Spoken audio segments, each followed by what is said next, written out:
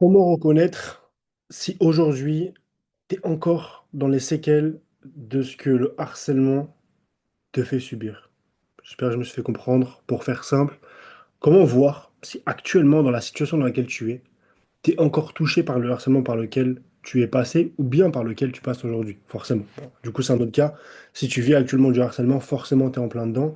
Par contre, si tu en as vécu, tu en es sorti et tu veux savoir si ça t'impacte encore aujourd'hui, cette vidéo, elle est faite pour toi. La première des choses, c'est que au fond de toi, tu sais que sur certaines situations, et toi-même tu sais quelle situation dont je parle, sur certaines situations, tu sais que t'es pas toi-même. Tu sais que tu te restreins, tu te censures parfois, que des fois tu te dis, Hmm, j'aurais dû dire ça, j'aurais pu faire ça, ou j'aurais dû faire ça. Et en fait, il y a plusieurs étapes. Il y a plusieurs étapes, et la vidéo va être rapide, mais c'est vraiment des petits signaux. Ouais, c'est vraiment des signaux qui te font comprendre que tu es en plein dedans.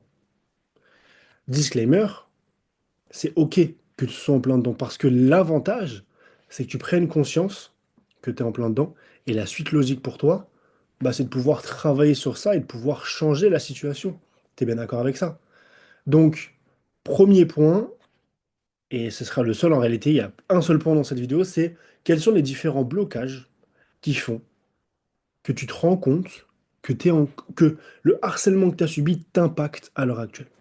Donc le premier, je viens de le préciser, c'est que tu n'es pas toi-même dans certaines situations. Parfois, tu aimerais dire ça, mais tu te censures. Par exemple, tu es entre potes et tu as envie de dire ton mot, t'as un mot à dire, mais tu n'oses pas. Parce que tu dis, ouais, mais c'est pas intéressant. Tu te trouves pas intéressant. Et tu dis que les gens vont s'en foutre de ce que tu vas dire. Ou bien, même chose, mais dans le sens où tu t'empêches d'être comme ça. Peut-être que tu as envie de faire une blague ou bien tu as envie d'être plus rigolo ou plus énervé à certains moments, montrer ta colère. Bah, tu vas dire non, je vais rester comme je suis, ça passera. Parce que si tu montres vraiment et tu dévoiles ta vraie facette, tu dis que les gens vont pas t'aimer comme tu es. Et même, ça peut même déborder, déraper à certains moments. Tu as même peut-être peur de la confrontation. Donc ça, c'est le premier aspect. T'assumes pas être toi-même et t'assumes pas dire ce que tu veux dans certaines situations, en groupe, principalement. Deuxième point, c'est que tu n'oses pas dire non. Tu n'oses pas dire non. Je te donne un exemple. Ton patron te demande de rester une heure de plus au travail. Toi, tu sais que soit tu as la flemme ou tu as un truc de prévu, mais que tu peux déplacer avec des petits arrangements ou que tu n'as pas envie. Bah, tu vas dire oui pour lui faire plaisir. Parce que tu dis, si je dis non, il va m'en vouloir. Si je dis non, il va pas, il va mal me traiter à la suite, par la suite du moins. Il va me voir d'un autre œil. Il va plus me considérer. Voilà, c'est ça. C'est vraiment ça. Parce qu'en fait, j'essaye de m'intégrer comme j'étais avant. Si tu dis non à ton patron, il va plus te considérer comme jusqu'à aujourd'hui. Et du coup, tu te dis, ouais, je vais durer pour lui faire plaisir. Et c'est ça dans tout. Un proche à toi te demande, t'as pas 10 euros à me prêter? Je te les rends demain, t'inquiète. Bah toi, tu vas pas oser dire non parce que tu vas dire, si je dis non, bah il va plus m'aimer, il va plus me considérer. Et peut-être que il va penser que je suis un rat, que je suis un radin. Et donc tu dis oui, même si t'as pas l'argent, hein, attention, hein, même si t'as pas l'argent, tu vas dire oui, parce que t'as peur de dire non. Ok, ça c'était le deuxième point, le deuxième signal. Troisième signal, je vais pas tous les dire, mais je vais en dire ceux qui me viennent parce que c'est ceux auxquels moi, ça me touchait personnellement. Le deuxième, c'est que tu n'oses pas t'affirmer. On revient un peu avec le point numéro un, mais c'est différent. Dans le sens où tu n'oses pas exprimer tes émotions et tes sentiments. Je te donne un exemple. Tu es au travail, quelqu'un te prend la tête vraiment, ça, il te prend la tête, genre il te saoule, premier degré, il t'énerve. Toi, tu as été habitué à retenir tes émotions, à retenir ta colère et vraiment la mettre de côté. On verra après, on verra plus tard. Je fais comme si de rien n'était. Et tu gardes ton masque et ta carapace. Ouais, c'est cool, c'est cool. Mais au fond de toi, c'est comme t'es un focal. Au fond de toi, tu sais que tu as envie d'exploser, mais tu te retiens. Et tu n'assumes pas être qui tu es. Tu n'oses pas être qui tu es pleinement. Donc tu manques d'autorité et donc le fait de te retenir, bah c'est comme, regarde, je te donne un exemple. Tu retiens une émotion. Bah t'es d'accord que, regarde, on prend une journée pleine. Admettons, tu commences le travail à 9 heures. À 11 heures, tu as une première zone de colère qui vient. Ok, bon. Bon, on verra plus tard, jamais de côté, jamais sous le tapis, boum boum, on verra plus tard. Deuxième zone de colère à 14 heures. T'as un collègue qui te rentre dedans, bref, il te prend la tête. Ok, bon, je me prends. On verra plus tard. Ok, reste calme. On verra plus tard. Ok. Troisième zone de colère, 18 heures. Bon, là, déjà, ça commence à être plus compliqué parce que tu as moins d'énergie que le matin. Et bon, tu réussis quand même à passer outre et te dire, bon, ok, troisième fois. Ok, on verra plus tard. Dernière zone de colère, 21h30. Ton corps, c'est une batterie de téléphone. Tu es d'accord que. Ah, désolé, je saigne, hein.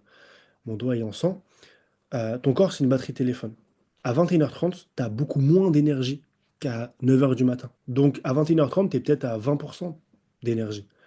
Et donc, en plus de ça, à 10 heures, enfin à 11 heures, à la première zone de colère, 14 heures, 18 heures et 21h30, c'est toutes ces mêmes ondes de colère, ces mêmes émotions de colère qui reviennent en toi. Parce que crois pas que quand tu les mets sous le tapis, elles dégagent et elles reviennent plus. Au contraire, elles s'accumulent. Et le fait de ne pas t'affirmer, donc retenir les émotions en toi, ça va juste faire en sorte de les multiplier pour que, à la fin de la journée, quand tu n'as plus d'énergie, boum, ça revient sur toi et boum, t'exploses. Et c'est là où, en général, où tu pètes un plomb. Et c'est là, en général, où ça part en vrille et où tu fais les mauvais choix, les mauvaises décisions et donc tu regrettes après. Mais imagine une seule fois, une seconde, si la première zone de colère à 10 heures, tu l'avais acceptée comme elle était et tu aurais été toi-même en t'affirmant. Tu penses que la journée, ça serait mal passée? La réponse est non. Donc ça, c'est un autre signal aussi. Un autre signal, pardon, aussi. C'est que tu n'oses pas t'affirmer. OK? Donc là, on est déjà à trois signaux. Je vais répéter. Le premier, c'est que tu n'oses pas dire ce que tu penses ou être qui tu veux être vraiment. Deuxième point, c'est que tu n'oses pas dire non. Troisième point, c'est que tu n'oses pas t'affirmer. À la base, je voulais juste en dire trois, parce que j'ai pas envie de faire des vidéos extrêmement longues, vraiment pour que ça reste captivant un maximum. Déjà, si tu restes jusqu'à là, la vidéo, je t'invite à rejoindre mon canal WhatsApp en lien de description, parce que j'ai full valeur à te donner gratuitement. Et quand tu rejoins, je t'envoie un message personnalisé pour t'offrir un plan d'action pour ta situation, de manière offerte évidemment. Je vais t'offrir un dernier signal vraiment où tu te rends compte que tu es en plein dedans au niveau du harcèlement, c'est que tu vis en fonction des autres. Ça regroupe tout ce que j'ai dit, mais je vais préciser pour que tu vraiment comprennes de A à Z. Tu vis en fonction des autres. Tu vis en fonction des autres dans le sens où le regard des gens t'impacte plus que tout. Le moindre fait et geste que tu fais, tu te demandes, ok, mais lui, il en pense quoi? Putain, mais si je fais ça, les gens, ils vont dire ça. Ah, mais si je parle comme ça, les gens, ils vont penser que je suis comme ça, en fait. Ah, mais demain, si je mets ce pantalon-là, les gens, ils vont dire, ah ouais, tu te fais beau. Ah, mais demain, si je mets cette chemise-là, ils vont dire, tu t'habilles trop bien alors que tu vas juste au travail. En fait, t'es dans une zone d'auto-sabotage par rapport au regard des autres. Et le regard des autres t'impacte tellement que tu t'écoutes plus. Que tu t'écoutes plus et que tu écoutes plus ce que les autres ont à dire sur toi que toi-même ce que tu as à dire sur toi. C'est une dinguerie. C'est vraiment une dinguerie. Mais je vais te dire un truc. Et si t'es jusqu'à là, c'est vraiment un cadeau que je te fais si tu comprends l'intérêt de la phrase. Et je t'invite à la noter avec une feuille et un stylo. Écoute bien. L'avis des gens reflète l'avis des gens. L'avis, L apostrophe A-V-I-S, des gens, reflète la vie, V-I-E, des gens. Gamberge. Tu vois ce que je veux dire? C'est là où tu prends conscience que l'avis des autres sur toi ne doit avoir aucun impact sur qui tu es. Comment tu veux t'estimer à ta juste valeur si tu remets ta propre estime sur le jugement des autres? Impossible. Impossible. Donc avant toute chose, la base des bases, déjà là, si tu es en plein dedans, tu comprends que le harcèlement t'impacte encore, mais c'est OK, encore une fois. Le but maintenant, une fois que tu en as pris conscience, c'est de pouvoir travailler sur ça. OK? Mais maintenant que tu as fait ça, tu dois comprendre que avant toute chose, il faut réparer ton estime de soi. Et comment la réparer? C'est en travaillant sur ce que tu as vécu et en comprenant d'où vient le problème, donc la racine. Mais tout ça, c'est un processus, ok? Donc, je vais m'arrêter là. Le but, c'est pas de faire d'épiloguer sur une formation qui dure 4 heures. On n'est pas sur ce format-là. Mais j'espère que déjà, ça t'a aidé.